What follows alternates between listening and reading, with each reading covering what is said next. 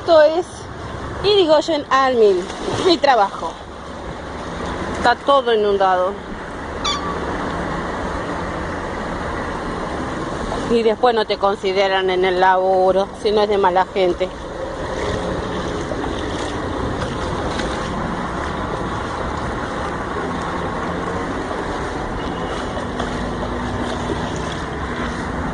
Mira, allá hay un pobre tipo.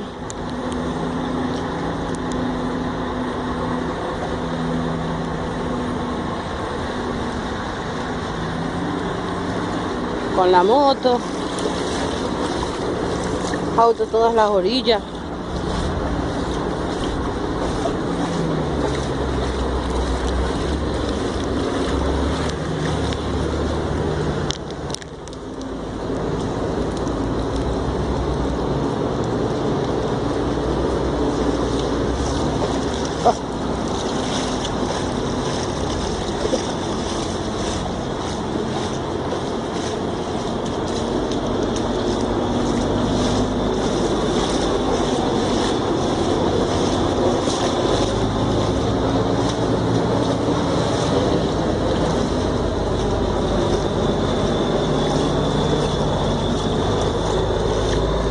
Lo peor de todo es que se me arruina el único pantalón.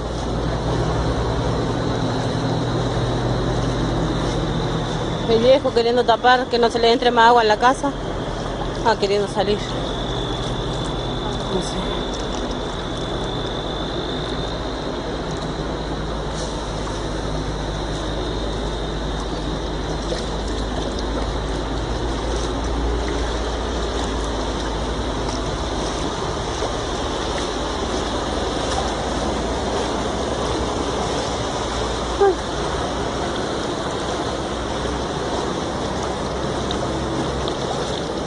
No, hasta acá llego, no doy más.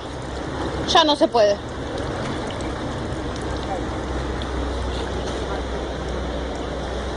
No sé cómo voy a hacer.